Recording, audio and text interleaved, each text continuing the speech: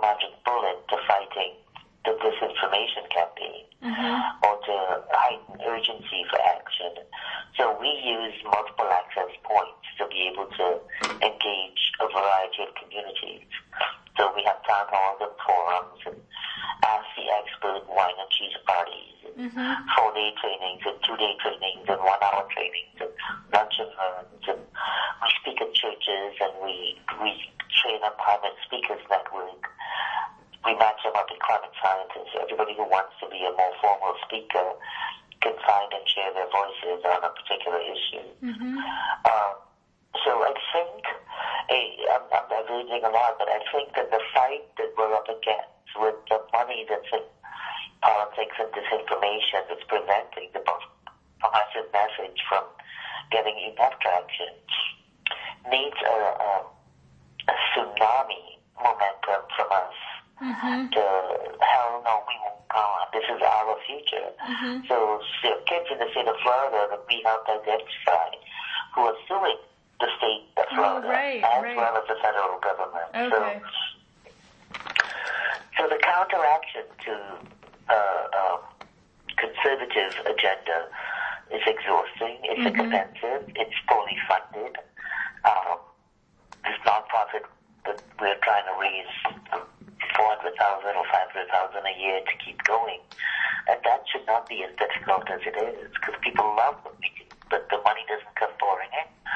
They talk about needing education and engagement, but they would, fund an adaptation or another Pump First Street or something. So that kind of, I think, is what stymies us a lot.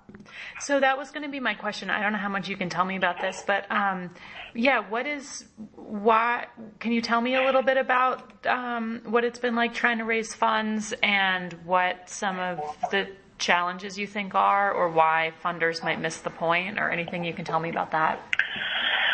Well, it's gotten better. So in 2010, when we founded the CLEO Institute, and CLEO stands for Climate Leadership Engagement Opportunities, and the whole point was these access points to build leadership in every group that was interested, The first 2 years, I worked without pay. I cashed in retirements and did what I had to do to keep this work going. Wow. And people who were funding us in my previous work on environmental education didn't want to fund climate education. And that was frustrating. Very frustrating. Yeah, so can you tell me, just to slow down, can you tell me a little more about that in detail? Like, were there funders that you already knew about, or can you tell me anything about those conversations? Yeah, so I was a science teacher and a school principal for 22 years, and then I left schools and I went into Botanic Garden to create environmental education outreach program locally here in Florida, but I work with Botanic Gardens around the world. Oh, wow. And very quickly in going to this Botanic Garden here in Miami, I created a program to engage disengaged high schoolers. Okay. It was a very interactive, interdisciplinary, ongoing year-long competition. There was drama, there was design, there was research, there was debate, there was art, all around environmental issues. And the students and the teachers got really engaged very, very quickly. And I started getting attention from donors, local foundations, that really significantly helped me scale that effort. And then when I left the garden and I moved to forming CLEO to try and do the same thing with adults, to engage adults, but specifically on climate, the very funders of my environmental education work were not quite so willing. Now, of course, for me to be able to sleep at night, I was rationalizing that it was because it was a new nonprofit. And that they were ready to give a young upstart thing. But they knew me, and they knew my work, and they were funding me and the miracles I was working with these high school and then quickly middle school. I mean, this was a program I created in the Botanic Garden that's currently engaging 100,000 kids a year and has been replicated in several cities around the country and around the world. So right. they knew what we did. That was no small So feat. it was a climate issue, and I really got burnt. But you lick your wounds and you move on.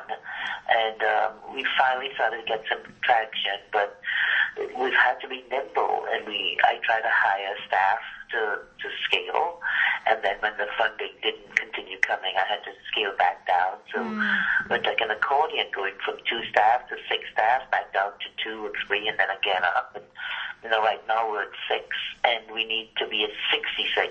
I could have work for everybody if I had the funding to hire that much. It's just so much to do, and spending time on the ground with people and getting stories out and training them to find and share their voices. It's a labor of love, but you got to pay your bills, So was I've heard from a number of other people that that funding will be for 6 months or for a year. It's very rare to get a grant that lasts more than a year or two, or like a modest chunk of money. Have you had that problem as well?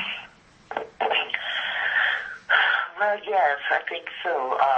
We have people like the Solutions Project that have been giving us $35,000 for the past 3 years, and they're now changing their model and are letting us know that there's gonna be like a closeout type of grant making they're going to do.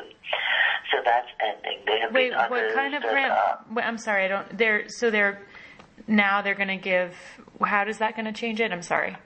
Well, they're shifting their model in terms of trying to do things more statewide and local. Oh, I think. Okay, I see. So we can't even count on that little piece as a consistent amount coming in. Okay. Our goal is to never lose a funder. That we do reports for them. We give them invitations to our events, so we inform and include them in everything. We celebrate them. So the idea is you work so hard to get a funder, and a funder is anyone who can give consistently $10,000 or more from one year to the next. We've had big funders like the Miami Foundation that took a while to listen to us. 4 years ago, they were not willing to fund climate stuff, and then they became more willing, and then they didn't want to fund this inner city work we were doing, and I had a temper tantrum there, and they said, okay, we'll fund it. And then they liked what we did so much, they funded us again. Right. And then they gave us a resilience award last year, and they're funding us with our Empowering Resilient Women. So that's a success story. The Miami Foundation, through its belief in what Clio is doing, has allowed us to scale some of our ideas, and have actually, they themselves have come along in their climate work, which is very encouraging, Why do you think the funders wouldn't touch or were reluctant to touch climate change, especially like maybe 10 years ago or before the past couple of years? Well, I do think the oil lobby had really twisted them, and it became this political thing. In the state of Florida in particular, was not buying the fact that it was real or tangible, didn't believe it was settled science. They felt there was the disinformation campaign to create doubt was successful. And therefore people thought that we were just a bunch of crazies, just like alarmists, We were sort of the world is ending kind of alarmist type things. And I was like going, listen to the science here. I'm coming from it there, but the economic model, we just kept it our bag. When the sun is not shining, how do we power anything when the wind isn't blowing?